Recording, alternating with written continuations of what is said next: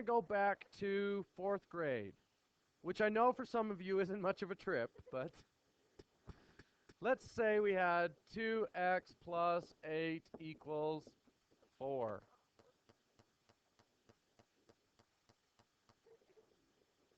Okay?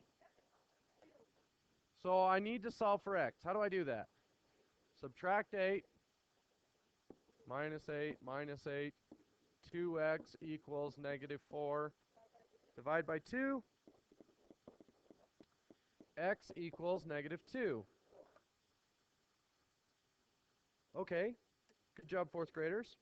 We're jumping ahead to 11th grade. Why move the 8 first and the 2 second?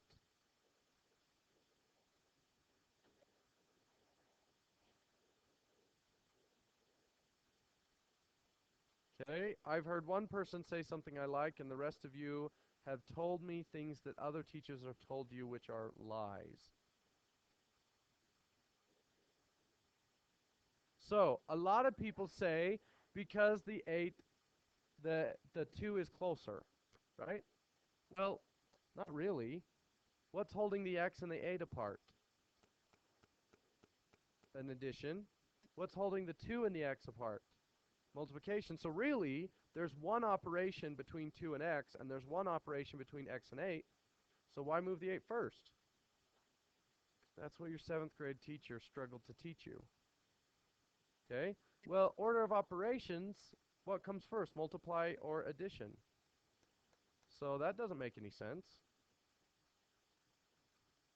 Okay? Well, let's review order of operations, because Hannah is actually right, whether she knows it or not, and whether she meant it or not. She is correct. So there's an order of operations chart up on the wall. I don't really like that one. That one was made by a teacher who was here before me, and I'm too short to get up there and take it down. So I leave it. But that list implies that multiplication is in front of division, and that addition is above subtraction, which is not really true. You treat multiplication and division the same, and you treat addition and subtraction the same, and you're missing something. So if I had 4 minus 2 plus 3, what do I do first? It doesn't matter? Well, what if I did 2 plus 3? That's 5. So 4 minus 5 would be negative 1. Is that true? 4 minus 2 is 2, plus 3 is 5. So it did matter. Now, if you treat them as separate numbers, you can get away with it. If you did negative 2 plus 3 is 1, and then add that 4, that would work. But that's including the negative before you included the plus, right? So we always do addition and subtraction from left to right in the order they show up, because sometimes you can mess it up. Okay? So here is my order of operations. Parentheses,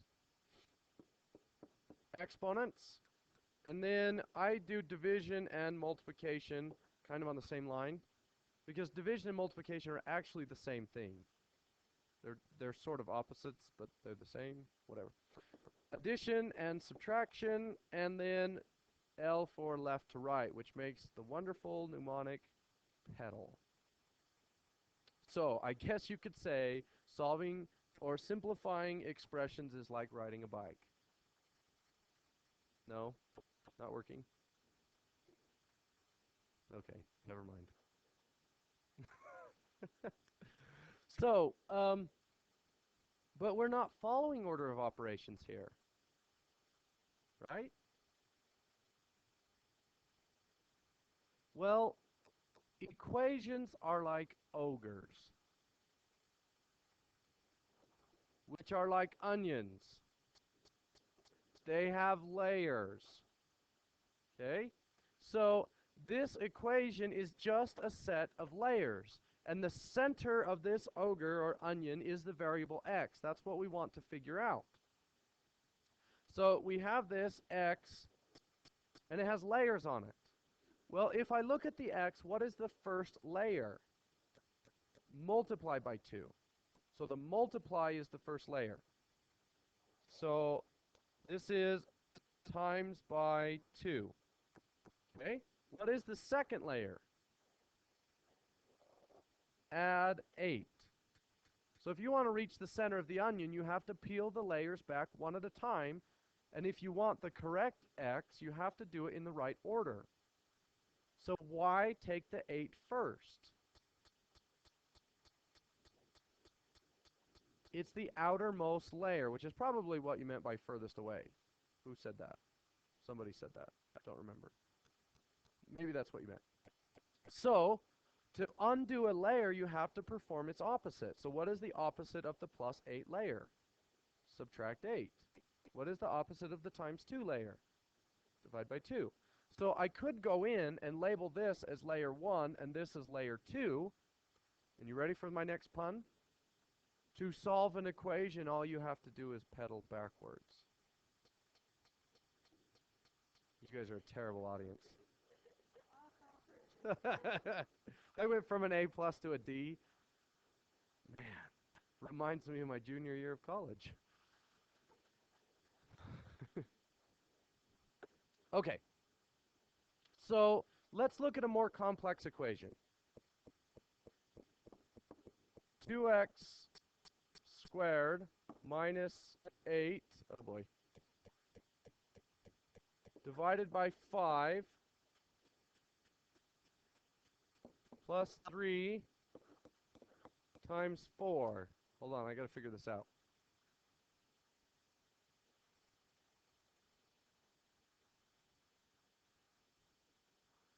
Equals 20. So I'm going to go ahead and label all of the layers of this ogre. So we focus on the x. What is the first operation that hits the x? The square, the exponent. So this is layer 1, and then the multiply, so that's layer 2. Now this is kind of tricky. What comes first, divide or subtract? Divide is higher on the list, but we treat this as though it's in parentheses. So we have to finish the numerator before we're allowed to go outside. So parentheses come first, so that would be 3. And then divide is, oh, that skipped a layer, 4. And then the addition is 5, and the multiplication is 6. Now all we have to do is peel back the layers one at a time, starting at the outermost layer. So we have 20, and I'm going to undo layer 6, which is multiply by 4. So I divide this by 4, and I get 5. And this part is finished. Now which layer? Layer 5, which is plus 3, so to undo plus 3, I subtract 3. 5 minus 3 is 2, and this layer is gone. So divide 5 turns into times by 5, so I have 10, and layer 4 disappears. So the opposite of subtract 8, add 8, which is 18. That, oh, there we go.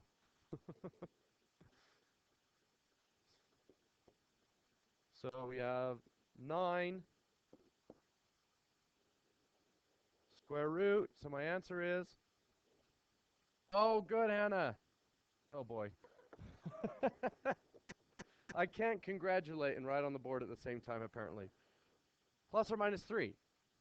Now, in a lot of problems, we plug numbers back in to see if they're correct. I want you to notice that as we put it through the layers, all of the numbers that we created by pedaling backwards are the same numbers we get by pedaling forward. So, 3 squared, 9 times 2, 18, subtract 8, 10, divide 5, 2 plus 3, 5 times 4 is 20. So that's all we did. If we knew what x was, then we would follow order of operations and we would end up with the number of 20. If you don't know what x is, then you work backwards through the operation, through the layers, to figure out what x is. We have forced the equation to do the work for us in reverse. You just need to know the forward version so that you can work the backwards version. Okay? Well, what if we look at a series of equations that don't actually have any numbers? So, somebody give me a letter. Give me a B. Give me another one.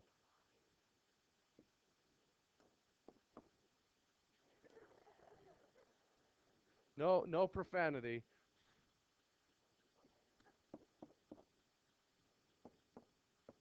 You guys are too slow.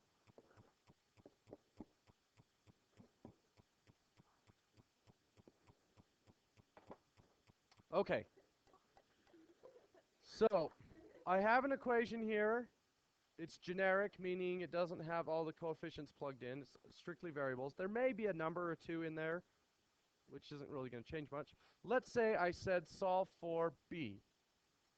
Let's order the operations according to B. We'll call that the center. So my operations would be 1, 2, 3, 4, 5. Everybody agree? So we're going to peel it back.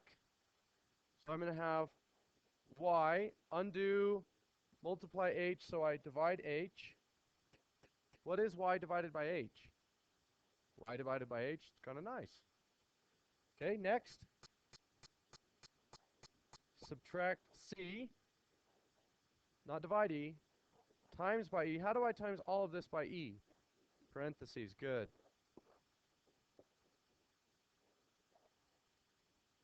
Plus p, and then the whole thing gets divided by q. Yeah, it's super easy. Equals b, right. So, b equals. Now, if I change the variable I want to solve for, then I change the center of the onion and the layers sort of reorder themselves. It'll be close to the same most of the time, not always. But let's change from B to P. This one's kind of tricky. What's the first thing that happens to P? Well, these happen together, right? So really, the first thing is the subtraction, and then what's the second? BQ is the second. And they're actually a positive BQ. So how am I going to move the BQ over? I'm going to subtract them. But they're counted as one step. B times Q is not the multiplication between B and Q is not a layer. BQ is a layer together. Those happen independent of P. That didn't sound so good. 3, 4, 5. So we're going to have P equals y over h, just like we did before, minus c, just like we did before, times e. And now I'm going to subtract BQ, and that takes care of step 2. And I need to divide the whole thing by -1, which changed the signs of E and of BQ. Okay? Well, I ended up with negative P equals E, all of that. And I want it to be a positive P. I need to be more careful. Steve Gordon came in today and talked about the drug testing. I believe positive P's get you in trouble. From what I learned this morning, positive P's are bad. And apparently that's what it equals. Okay. Well, what if I said solve for h? You divide by the whole parenthesis. So h equals y over parenthesis bq minus t over e plus c. Yeah. Okay? You could. And so let's say that C was a 5. Then this is just going to be a 5 because you can't add 5 to variables. Okay? So there might be numbers in there, square roots, other things. Just throw them in. And if it simplifies, great. If not, just leave it. What if I had something like A over B equals C over D, and I said solve for D? Well, timesing by C would be a problem, right? I think so. Yeah, I'm recording. How do you solve for D? Cross multiply would work. So cross multiply, you'd get AD equals BC. Oh, how clever. That's not true.